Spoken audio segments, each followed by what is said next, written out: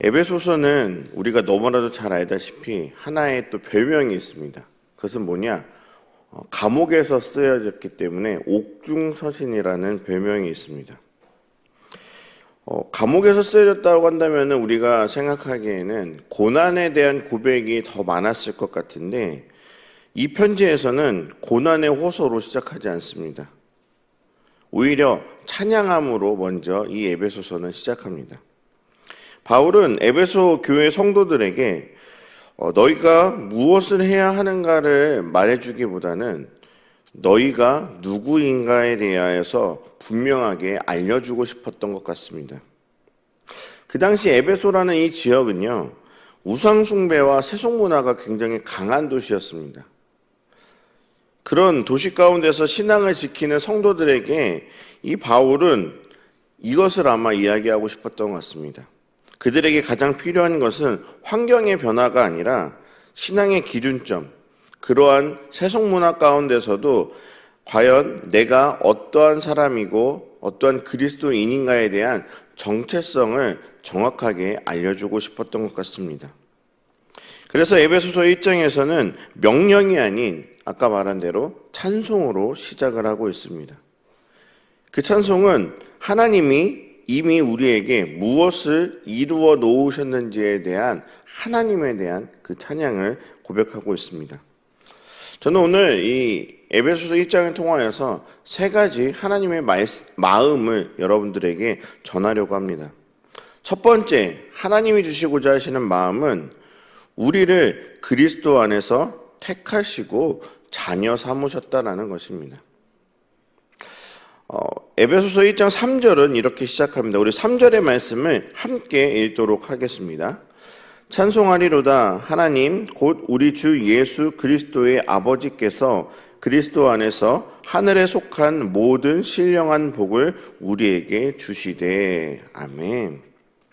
여기에서 분명한 이 바울의 고백은 하나님께서 우리에게 신령한 복을 주셨다는 것입니다.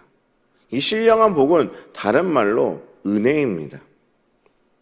근데 이 은혜의 내용이 무엇인지는 4절 앞부분에 나와 있습니다. 그 뒤에 있는 4절의 앞부분을 보시면은 창세 전에 이미 그리스도 안에서 하나님이 우리를 택하셨다라고 기록하고 있습니다. 우리는 신앙생활을 하면서 종종 이렇게 생각합니다. 과연 내가 신앙생활을 잘하고 있는가?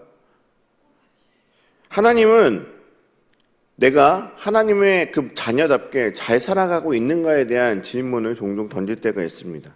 그런데 성경에서는 그것보다 하나님이 먼저 우리를 어떻게 보시는가에 대해서 이야기를 해주고 있습니다.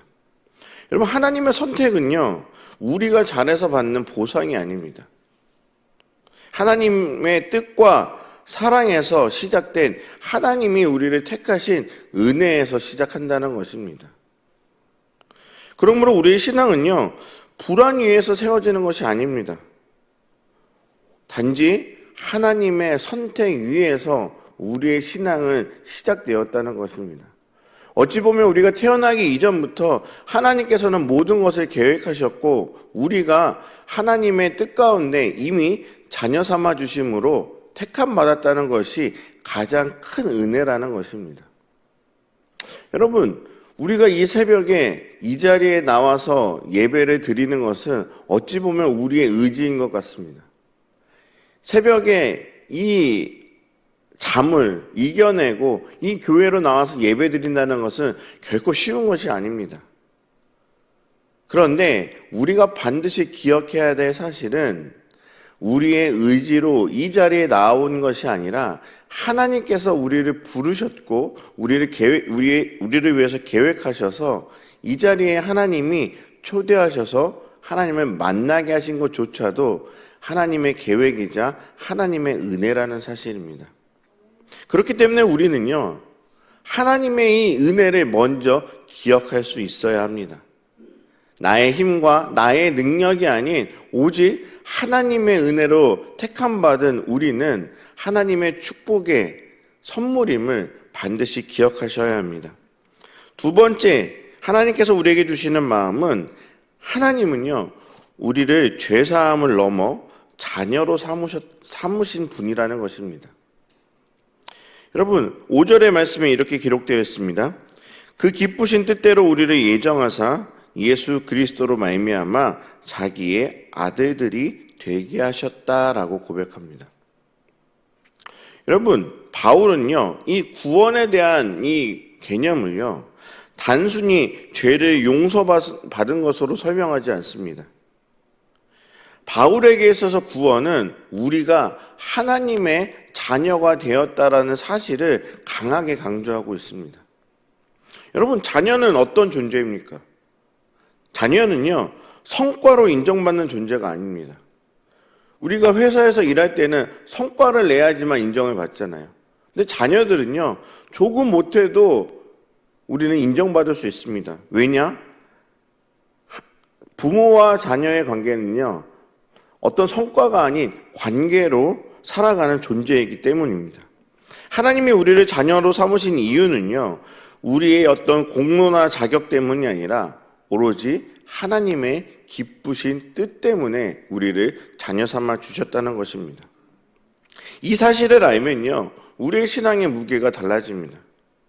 우리는 하나님께 인정받기 위해서 애쓰는 사람이 아니라 이미 받아들여진 사람으로 살아가게 된다는 것입니다. 하나님이 우리에게 주시는 이 크신 은혜와 사랑, 자녀 삼아 주심은 그 어떠한 은혜보다도 더 값지고 하나님의 크신 은혜라는 것입니다. 세 번째, 하나님께서 우리에게 주시는 마음은요, 하나님은 성령으로 우리에게 확실한 보증을 주신 분이라는 것입니다.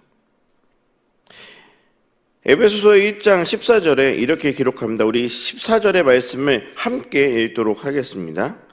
이는 우리 기업의 보증이 되사 그 얻으신 것을 속량하시고 그의 영광을 찬송하게 하려 하십니다. 아멘. 여러분, 보증이란 단어는 굉장히 무서운 단어입니다. 하지만 이 보증은 약속이 확실하다는 증거입니다. 성령님은요, 우리들에게 막연한 위로를 하지 않으십니다. 성령님이 우리 안에 존재한다는 것은 하나님의 약속이 반드시 이루어진다라는 보증이자 증표인 것입니다. 그래서 바울은 기도합니다. 성도들이 더 많은 정보, 하나님의 그 뜻을 알게 해달라고 기도하기보다는 그들의 마음의 눈이 밝아지게 해달라고 기도합니다. 그것이 바로 18절, 19절에 나와 있는 내용입니다. 제가 읽어드리겠습니다. 너희 마음의 눈을 밝히사 그의 부르심의 소망이 무엇이며 성도 안에서 그 기업의 영광과 풍성함이 무엇이며 그의 힘의 위력으로 역사하심에 따라 믿는 우리에게 베푸신 능력의 지극히 크심이 어떠한 것을 너희로 알게 하시기를 구하노라. 여러분, 우리가 이 자리에 나와서 드려지는 예배와 이 기도는요, 무엇을 더 얻기 위한 시간이 아닙니다. 그것은 이미 받은 하나님이 창세전부터 우리를 택하셔서 우리에게 보여주셨던 그 은혜를 분명히 깨닫기 위한 시간이 바로 이 새벽의 시간인 것입니다. 에베소서 1장은 우리들에게 분명히 이야기합니다. 우리는 우연히 존재하는 사람이 아니라고 이야기합니다. 또 우리는 버텨서 아니면 우리의 공로로 인정받는 신앙인이 아니라라고 강하게 이야기해주고 있습니다. 그래서 우리는 이미 선택받았고 또 하나님의 자녀가 되었고 성령님을 통하여서 보증을 받은 사람이 바로 우리라는 이 정체성을 다시 한번 강하게 설명해 주는 것이 바로 에베소서의 1장의 이야기입니다.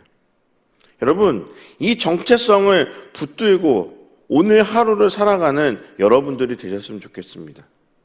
이 정체성이 확실한 사람들은요, 흔들리지 않습니다.